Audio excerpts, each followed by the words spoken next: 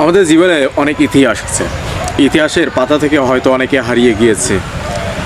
তবে এই দুপুরবেলাতে আপনাদের সঙ্গে আমি ইতিহাস নিয়ে কথা বলবো না, ইতিহাস নিয়ে কোনো আলোচনা করব না। আমি আপনাদের সঙ্গে আলোচনা করব বর্তমানে থেকে ভবিষ্যতের জন্য। নমস্কার, আমি অয়ন বিশ্বাস, বাসা ফরিদপুরে, এবং আপনি দেখছেন অয়ন বিশ্বাসের ইউটিউব চ্যানেল উইথ অয়ন। তো আমরা ছোটোবেলা থেকেই কথা বলা শিখেছি আমাদের বাবা মা, দাদা, দিদি, পিসি, মামা এদের কাছ থেকে কথা বলা শিখেছি, এবং সে কথা এখনও অনর্গল কথা বলেই যাচ্ছি। কিন্তু আমরা কি সঠিক সময়ে সঠিক কথা বলতে পারি, উচিত কথা বলতে পারি? কেউ আমাকে আক্রমণাত্মক ভাষায় অপমান করলো, তার সঠিক জবাব কি আমরা দিতে পারি? দেখুন, আমি বিষয়গুলো আপনাকে সেক্টর ওয়াইজ বলার চেষ্টা করব। অনেকেই হয়তো দেখে থাকবেন বাংলাদেশে যারা দোকানে দোকানে প্রোডাক্ট বিক্রি করে, তারা সেলসম্যানের কাজ করে থাকেন, এবং তাদের প্রধান কাজ হচ্ছে কথা বলে প্রোডাক্ট বিক্রি করা।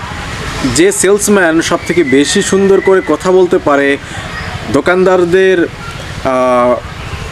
মন গলাতে পারে, তারাই আসলে গ্রেট সেলসম্যানদের কাতারে পড়ে।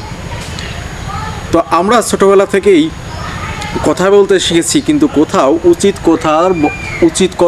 উচিত জবাব দিতে পারি না। ধরুন, কোনো একটি মেয়ে বিবাহ হয়েছে, গাড়িতে করে তার নতুন সাম্রাজ্য, নতুন শ্বশুরবাড়িতে গেলেন, সেখানে হয়তো বিভিন্ন প্রকারের মানুষ আছে।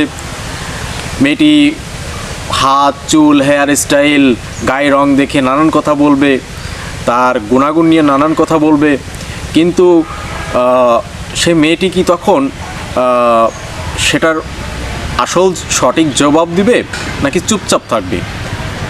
তো এই কথাগুলো বলার একটাই কারণ যে নতুন পরিবেশে গেলে আমরা অনেকে হয়তো চুপচাপ হয়ে যাই, নিজের সফটওয়্যারে কনফিডেন্টের নামক শব্দটি হারিয়ে যায়।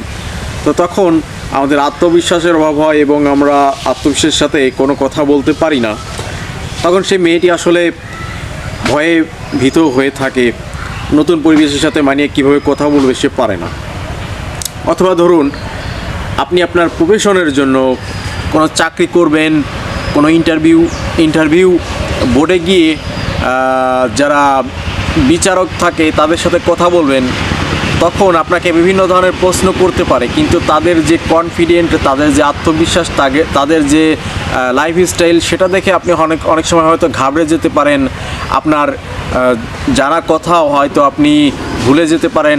হয়তো আপনার চাকরিটার খুব প্রয়োজন ছিল, সেই চাকরিটা আপনার হলো না শুধুমাত্র আপনার কথা না বলার কারণে। আপনার মধ্যে হয়তো কোনো প্রতিভা আছে, আপনার ক্যারিয়ারে ভুরি অর্জন আছে, সার্টিফিকেট আছে, কিন্তু আপনি সঠিক সময়ে সঠিক প্রতিভা তুলে ধরতে পারলেন না। তো ইন্টারভিউ বোর্ডের কথা বলছিলাম, যেখানে আপনাকে বিভিন্ন ধরনের প্রশ্ন করা হবে। আপনার সব ধরনের পর্যায়ে আপনি হয়তো পাস করে গিয়েছেন, কিন্তু আপনার লাইফে কথা বলার অভাবে সেই চাকরিটা হলো না। একটা কোম্পানি কিংবা একটা প্রতিষ্ঠান আসলে কি চায়, যে তাদের মধ্যে তারা যে কর্মী নেবে তাদের মধ্যে যেন কথা বলার প্রবণতা বেশি থাকে, অবশ্যই সেটা যুক্তির মাধ্যমে, লজিকের মাধ্যমে।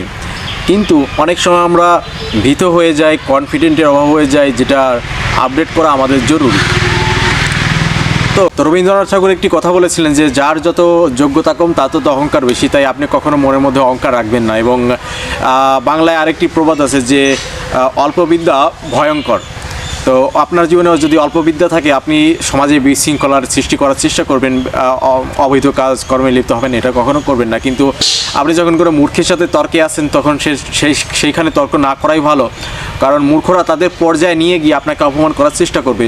তখন যদি আপনি সঠিক সময়ে সঠিক জবাব দিতে না পারেন, তাহলে আপনাকে নিয়ে তারা খিল্লি করবে, মজা করবে, আপনি একজন হাসির পাত্র হয়ে উঠবেন। এটা কখনোই আপনি চাইবেন না, কারণ আপনাকে সঠিক সময়ে সঠিক কথা বলা শিখতে হবে, এবং এটা অবশ্যই আপনাকে শিখতে হবে। বিষয়গুলো আপনি আমাকে বলতেই পারেন যে আপনি কথা বলা শিখবো কীভাবে। দেখুন, আমাদের সমাজে ভিন্ন মানুষ আছে তাদের কাছ থেকে ইনফরমেশন নিতে হবে। আপনার এই মেমোরি নামক এই ফোল্ডারে সেভ করে রাখতে হবে এবং আউটপুট হিসেবে বিভিন্ন সময় সেটা উপস্থাপন করতে হবে। আমাদের সমাজে অনেক কিছুই আছে, অনেক ইনফরমেশন আছে, সেটা আপনাকে কালেক্ট করতে হবে, দেন আপনাকে সেটা অ্যাপ্লাই করতে হবে। তো এর জন্য আপনি এখন থেকেই চর্চা শুরু করে দেন, কারণ শেখার তো কোনো আসলে বয়স শেষ নেই। তো আপনি যদি সঠিকভাবে সঠিক কথা বলতে পারেন, মানুষের কাছে সমাদৃত হবেন, মানুষের কাছে গ্রহণযোগ্যতা আপনি পাবেন এবং অবশ্যই ভালো কথা বলবেন, যে কথাগুলোর মাধ্যমে আপনাকে সবাই চিনবে, জানবে এবং আপনার মাধ্যমে সবার উপকার হবে। তো এটা আর কি বলার চেষ্টা করলাম, যে এই কথাগুলো অবশ্যই মনে রাখবেন এবং মূর্খদের সাথে যখন তর্ক করবেন, মানে মূর্খদের সাথে যখন আপনি পেরে উঠবেন না কথা বলে, তখন আমরা 3টি জিনিস ফলো করতেই পারি। এক হচ্ছে, আমি ভাই দুঃখিত, আই এম এক্সট্রিমলি সরি, ধন্যবাদ, তুমি আমার থেকে জিতে গেছো, অথবা হতে পারে যে আমি যেটা বলছি সেটাই সঠিক। তো এটাই আসলে বলতে হবে। তো আপনাদেরকে কয়েকটা বিষয় কথা বললাম, যে একটা মেয়ে বিয়ে করলে তার নতুন পরিবেশের সাথে কীভাবে খাপ খাইয়ে নিতে পারে, একজন সেলসম্যান কীভাবে তার কথার মাধ্যমে প্রোডাক্ট বিক্রি করে, এবং একজন ছেলে তার যোগ্যতা থাকা সত্ত্বেও সে কীভাবে আসলে ইন্টারভিউ বোর্ডে গিয়ে শুধুমাত্র কথা বলার অভাবে সে তার চাকরি থেকে বিচ্যুত হতে পারে। এই বিষয়গুলো আপনাদের সাথে শেয়ার করলাম। এতক্ষণ আপনাদের সঙ্গে ছিলাম অয়ন বিশ্বাস, এবং যদি ভিডিওটি ভালো লেগে থাকে অবশ্যই চ্যানেলটি সাবস্ক্রাইব করে দিতে ভুলবেন না। যদি ভুল কিছু বলে থাকে অবশ্যই কমেন্ট করে জানাবেন, এবং যাতে সেই ভুলগুলো শুধরে নিয়ে নিজেকে নতুনভাবে উপস্থাপন করতে পারি। নমস্কার, ধন্যবাদ সবাইকে আবারও জানাচ্ছি, এবং চ্যানেলটি অবশ্যই সাবস্ক্রাইব করে দিতে ভুলবেন না। দেখা হবে নতুন কোনো ভিডিওতে, নতুন কোনো টপিকস নিয়ে। অবশ্যই ভালো থাকবেন।